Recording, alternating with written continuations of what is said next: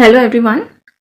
और आज की जो वीडियो मैंने बनाई है ये बेसिकली मैंने अपनी जो आईवीएफ स्टोरी मतलब आईवीएफ स्टार्ट होने से पहले की स्टोरी शेयर करने के लिए बनाया है।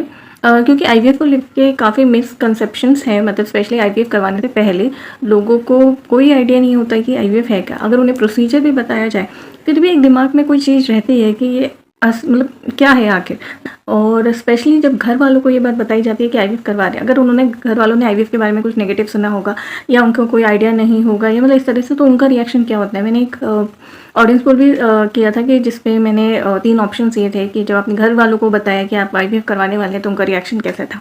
उसमें 3 ऑप्शन दिए थे, जैसे पॉजिटिव, नेगेटिव और हॉरेबल। क्योंकि जैसे मैंने 25 दिसंबर 2022 में, मतलब उस दिन मैंने फाइनली डॉक्टर को जाके बोला था कि मुझे आईवीएफ करवाना है। ठीक है, मैंने डिसाइड किया, मैंने जाके बोला। उस दिन मैं अकेले ही गई थी डॉक्टर के पास। ठीक है, और मैंने बोला कि नहीं अब आईवीएफ ही कराना है करके। और मैंने उस टाइम अपनी फैमिली को भी नहीं बताया था, किसी को नहीं बताया, सिर्फ हस्बैंड से डिस्कस किया था। तो मेरे इन लॉज़ का तो रिएक्शन बिल्कुल नॉर्मल था, या जो इन लॉज़ के साइड में जो भी लोग थे उनके लिए बिल्कुल नॉर्मल बात थी। मतलब उन्होंने उनका कोई ऐसे कुछ रिएक्शन नहीं था। सबको लगा कि दोनों मेच्योर है और अगर कि दूसरे प्रोसेस से किड्स नहीं हो रहे हैं तो हाँ, जो भी प्रोसेस अवेलेबल है उस प्रोसेस की तरफ जाना चाहिए, क्योंकि टाइम हो गया शादी को और एज भी बढ़ रही है, तो इस टाइम पे हो जाना चाहिए जो नॉर्मल फैमिली रिएक्शन होता है। लेकिन जब मेरी मदर और मेरी मदर के साइड पे, मतलब जो भी मेरे फैमिली मेम्बर्स हैं, जब उनको पता चला तो उनका रिएक्शन बहुत बहुत गंदा था, बहुत गंदा रिएक्शन था। मतलब मेरे डैड नहीं हैं। जब मैं 12 इयर्स की थी तो उनका कैंसर की वजह से वो सर्वाइव नहीं कर पाए थे। और तो बेसिकली, और मैं सिंगल चाइल्ड हूँ, ना मेरे कोई भाई है ना मेरी कोई बहन है। तो फिर इस वजह से पर घर पे सबसे बड़ी बड़ी मतलब जो मेरी नानी की साइड वहाँ पे सबसे मतलब पहली जो कहते हैं ना पोती, वो मैं ही थी। मतलब कोई पोता नहीं था, तो सबसे पहले मैं ही हुई थी। हाँ, तो सबसे ज़्यादा जो प्यार भी मुझे को मिला और सबसे ज़्यादा फ़िक्र भी घर में मतलब हमेशा से मेरी की जाती है। और मैं मदर की साइड मतलब अभी तक मेरी ही शादी हुई है। ठीक है, और किसी की नहीं हुई है, मतलब ना मामा के बच्चों के ना मौसी के, मतलब किसी के नहीं। तो सबका फोकस भी मेरी तरफ रहता ही है।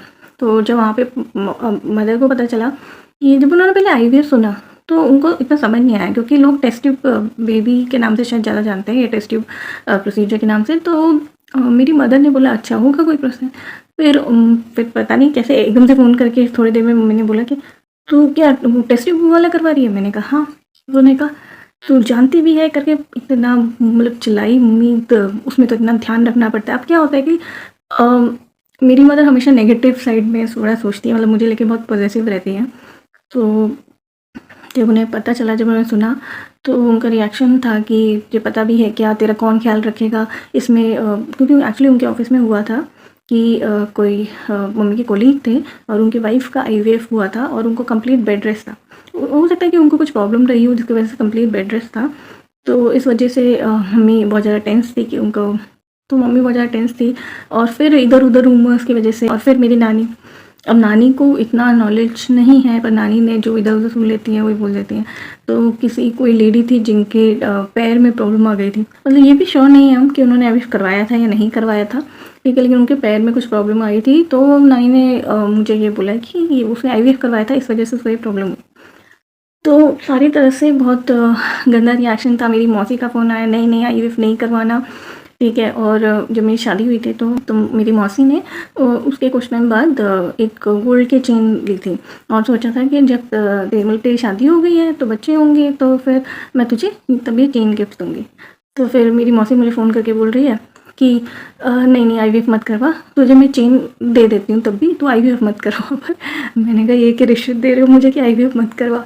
तो फिर मम्मी ने तो गुस्से में मेरे हस्बैंड को भी फ़ोन कर दिया और उनको बोला, उनको भी बहुत बोला कि भाई आईवीएफ से बहुत नुकसान होगा कुछ, मतलब जब इसकी हेल्थ अच्छी नहीं रहेगी तो फिर बच्चे का क्या करोगे, मतलब ऐसे करके।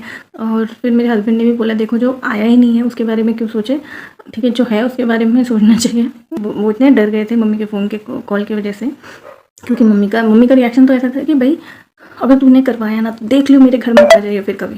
तो इसकी वजह से मेरे हस्बैंड जो थे वो बहुत ज़्यादा पैनिक कर गए। ठीक है, क्योंकि उन्हें पता था कि ऑब्वियसली मॉम है और उन्हें अपनी बेटी की फ़िक्र है। और जो मेरे हस्बैंड है वो थोड़ा पैनिक कर गए कि अगर इसे गलती से भी कुछ हुआ, अब तो इसे नॉर्मल भी कुछ हुआ जो एक नॉर्मल प्रेगनेंसी में भी होता है, अगर इसे वो भी हुआ ना तो तो मतलब इसकी मम्मी जो है वो मुझे मार डालेगी। तो मेरे हस्बैंड ने घर पे मुझे बहुत समझाया, ठीक है, कि भई मुझे तुम्हारी मम्मी से बहुत डर लगता है, ठीक है, तो तुम देख लो, मैं तो ये चाहता हूँ कि तुम नहीं करवाओ आईवीएफ जब सारे बोल रहे हैं। तो लेकिन मैंने अपना डिसीजन चेंज नहीं किया।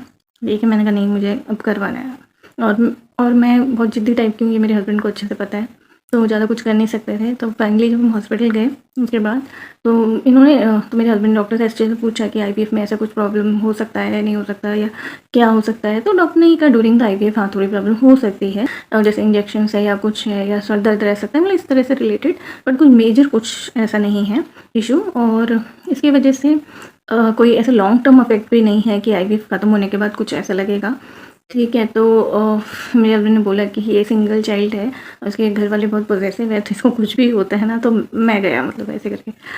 तो उन्होंने बोला कि नहीं, आप इतना मत सोचिए, ऐसा भी कुछ खास प्रोसीजर नहीं है। और जब फाइनली आईवीएफ हुआ, ठीक है, 1 मंथ किया, 2 मंथ किया, सब हुआ, इंजेक्शंस भी लगे, एग रिट्रीवल भी हुआ, एम्ब्रियो ट्रांसफ़र भी हुआ, सब हुआ, कंसीव भी कर लिया और धीरे धीरे प्रेगनेंसी आगे भी बढ़ी। तो इन सब में मुझे ये रियलाइज़ हुआ कि आईवीएफ मुश्किल था ही नहीं, या आईवीएफ से जो लग रहा था कि क्या प्रोसीजर होता है, हाँ, मुझे आईवीएफ में मुश्किल हुई थी ज़रूर, मैं ये नहीं कहूँगी बहुत ईज़ी था, बहुत मज़ा आया, नहीं ऐसा कुछ नहीं था, ठीक है। लेकिन हाँ, जब वो चंद बीत जाता तब लगता है कि हाँ, इतना कुछ ख़ास नहीं था, ठीक है। मुझे मुझे माइग्रेन का प्रॉब्लम हुआ था, जो मैंने पहले भी वीडियो में बताया कि मुझे हेडेक्स वगैरह इंजेक्शंस की वजह से रहता है। और एम्ब्रियो ट्रांसफ़र के बाद मेरे हस्बैंड ने मुझे मदर के यहाँ ही छोड़ दिया था, ठीक है। तो वहीं मम्मी ने ही मेरा ध्यान रखा था, क्योंकि कुछ टाइम में बेड रेस्ट भी किया था मैंने।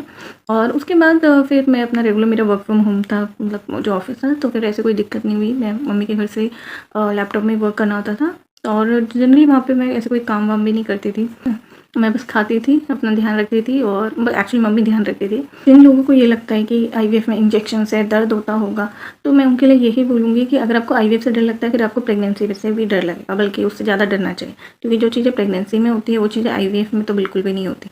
क्योंकि आईवीएफ में भले इंजेक्शंस लगते हैं, लेकिन उसके अलावा और कुछ भी नहीं है, ठीक है। मेडिसिन खानी पड़ती है, मेडिसिन खाना कोई बड़ी बात नहीं है। इंजेक्शन जिनके लिए बड़ी बात है, तो फिर उनके लिए तो प्रेगनेंसी बहुत ही ज़्यादा बड़ी बात है, जिसके लिए वो एक्चुअली आईवीएफ सोच रहे हैं। क्योंकि ऑब्वियसली जो प्रेगनेंसी होती है, अगर नॉर्मल डिलीवरी भी हो या सी सेक्शन भी हो, या उससे पहले के जो मंथ्स होते हैं, मैं ये नहीं कहूँगी स्टार्टिंग मंथ में ज़्यादा प्रॉब्लम होगी या सेकंड ट्राइमेस्टर में, लेकिन थर्ड ट्राइमेस्टर में तो हर किसी को पता है कि बहुत ज़्यादा जो है प्रॉब्लम होती है, क्योंकि बॉडी इतना हेवी हो जाता है कि अगर कोई इलनेस नहीं भी है, अगर कॉम्प्लिकेशंस नहीं भी है, तो भी बहुत ईजी नहीं होता। और उसके बाद जो हॉस्पिटल में एडमिट हो जाना, फिर जो जिस भी टाइप की डिलीवरी हो उसका पेन, ये वो, उससे तो लाख गुना ज़्यादा ईजी आईवीएफ है।